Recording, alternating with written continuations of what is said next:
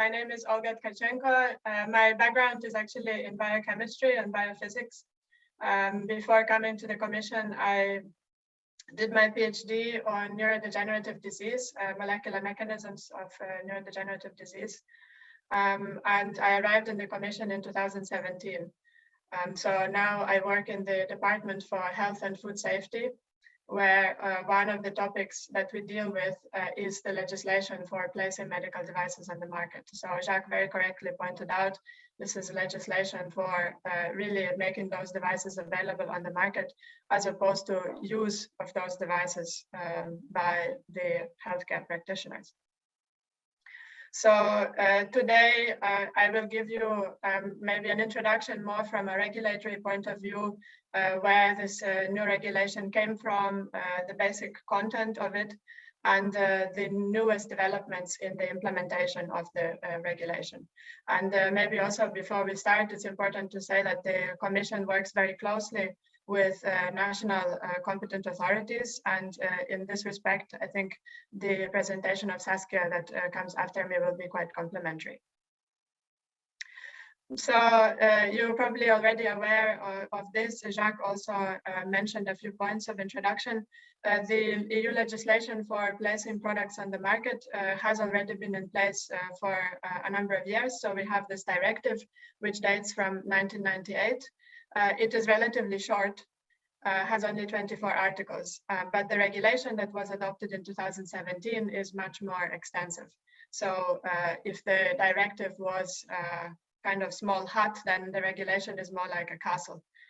So really creating a more robust framework for diagnostics in the EU.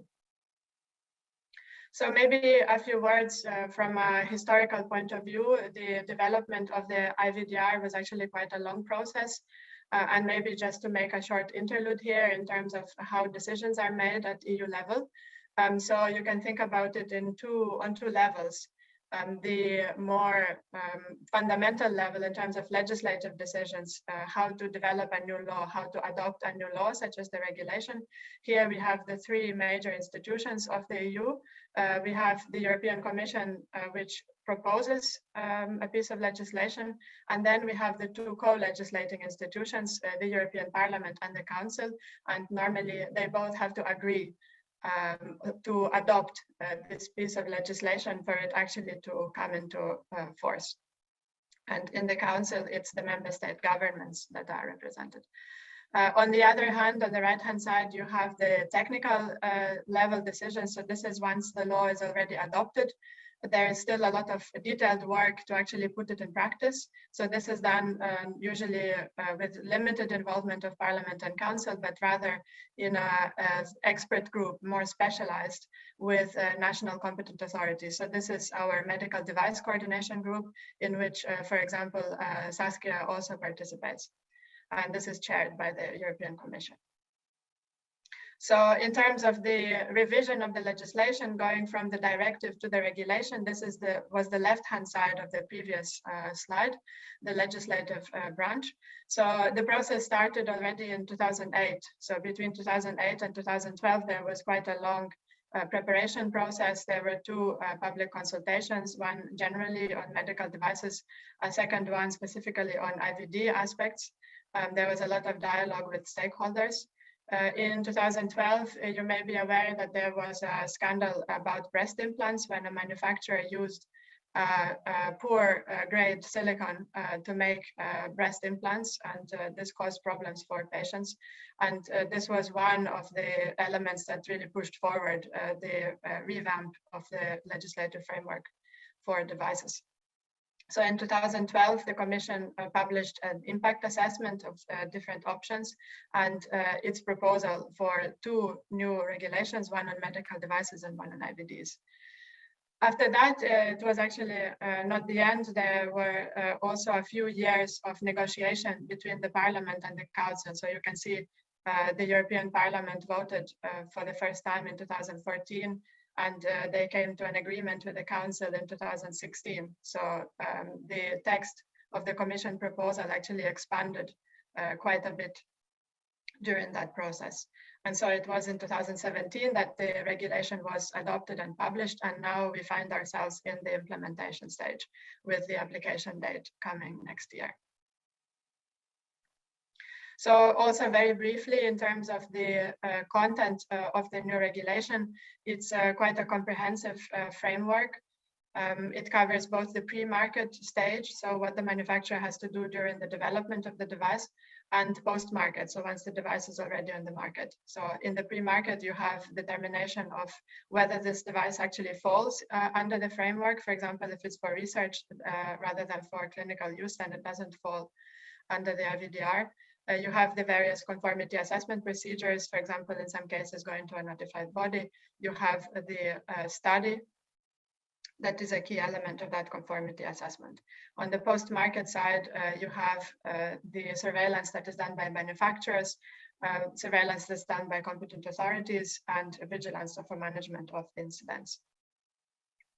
So the novelties of the regulation could be summarized in 3 themes. So in terms of higher standard of evidence, transparency and traceability, and more alignment between different actors.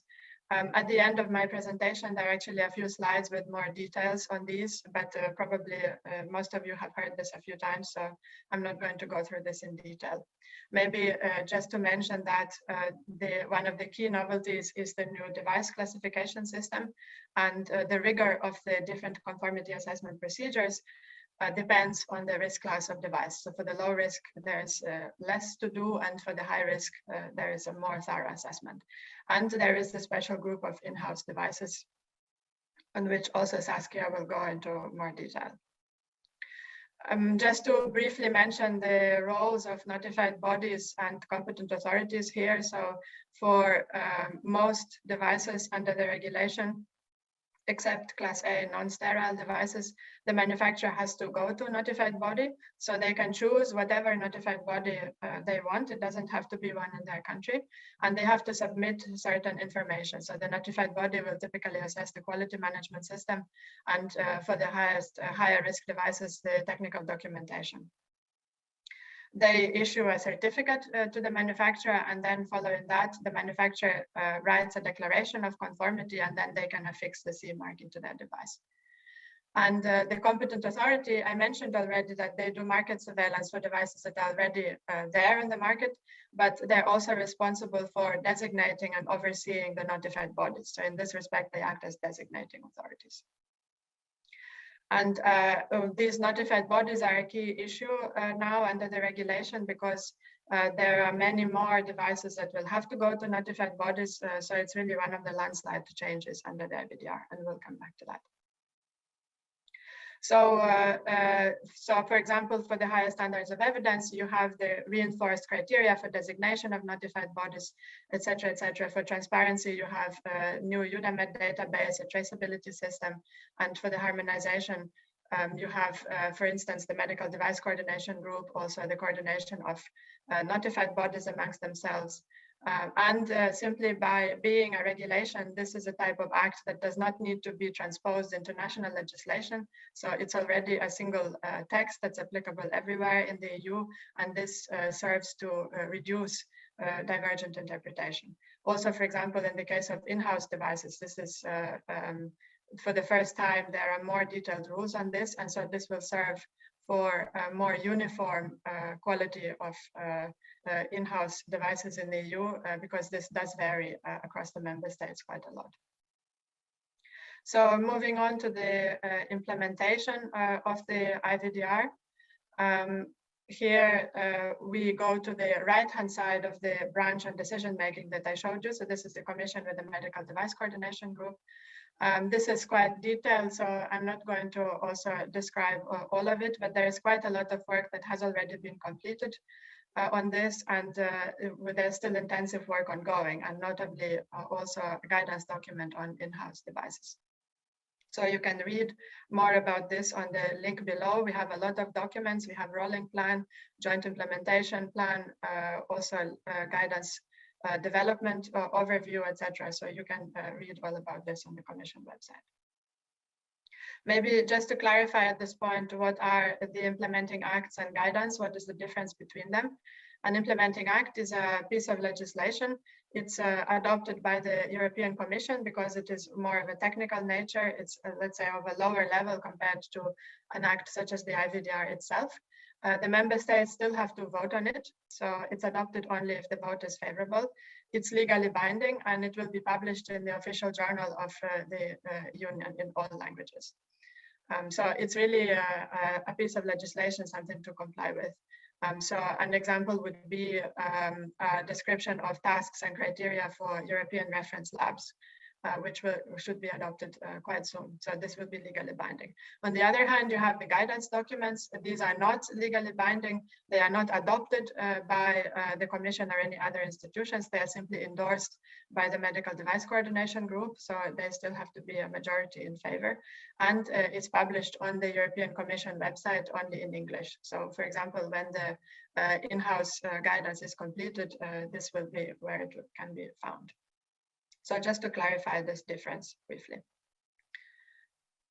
So you will know, of course, that there are problems with implementing the regulation. And in 2021, there were really alarming signals about this.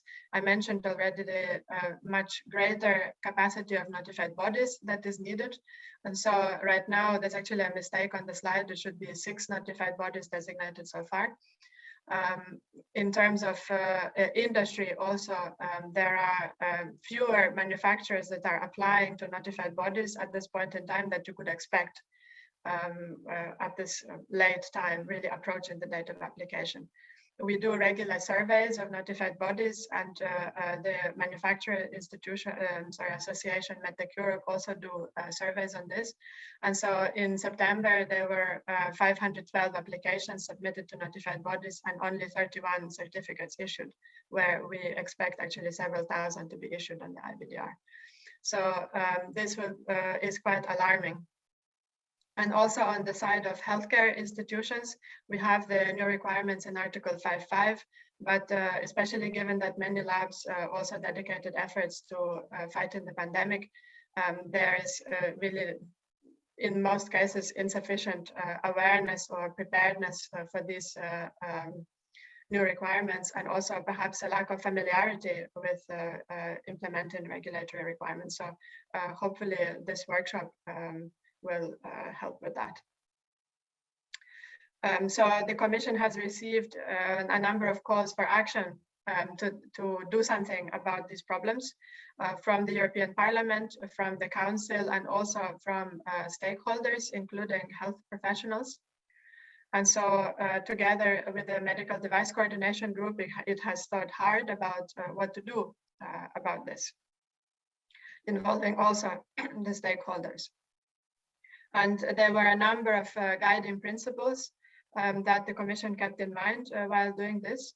The new rules are there for a reason. The old framework was really not sufficient to ensure the quality and performance of the devices.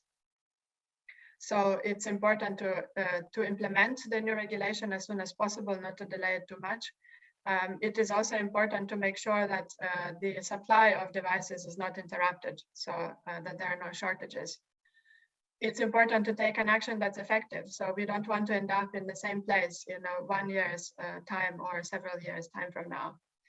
And lastly, just taking legislative action on its own is not sufficient. So it's clear that all the actors that are involved need to do their part in complying with the regulation. And so as a result of all this, in October this year, the Commission adopted a proposal that does not change the rules of the IVDR in substance, but it aims to make the transition smoother. So to amend the transitional provisions to give more time.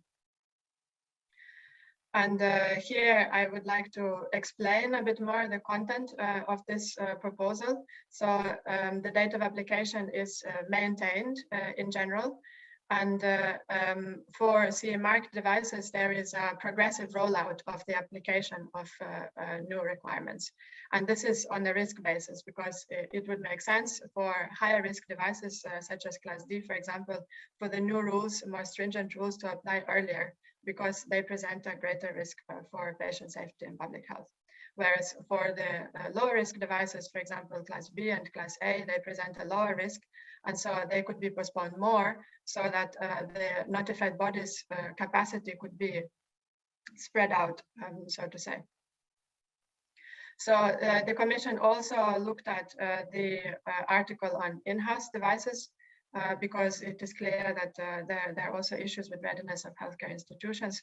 And so here the exception is maintained for the application of the regulation to these devices, the in-house devices, but the transition periods have been extended for some of the conditions. And I have a dedicated slide on that, so I'll show you in a second.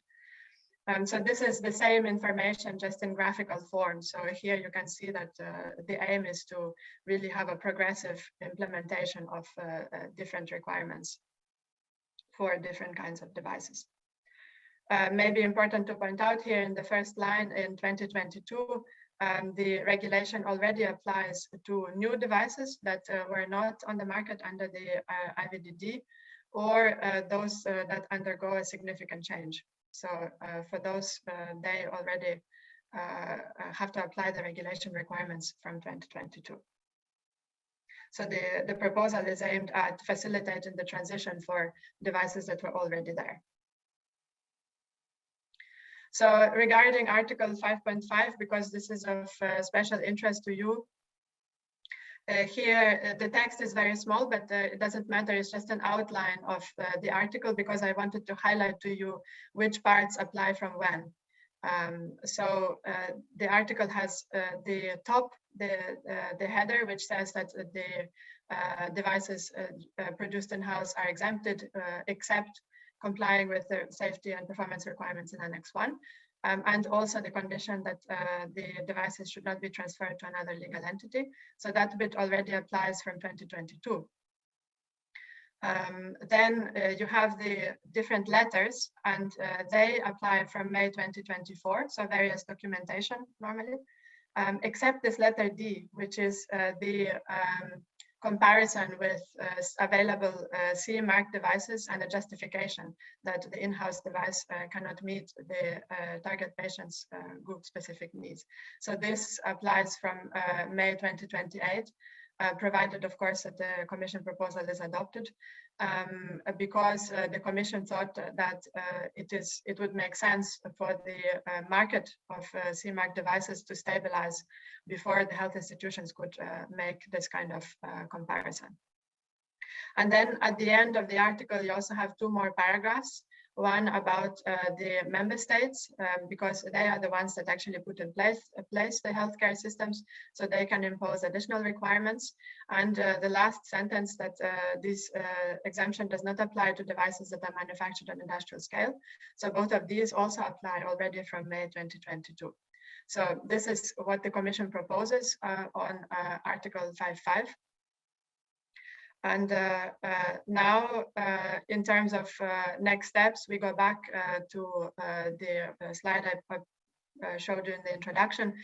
Here we are also in the left-hand branch of legislative decisions. So now the proposal of the Commission is with the European Parliament and with the Council. They are discussing it. So they would both have to agree and adopt this as an actual regulation to amend the IVDR and for this proposal to come into force.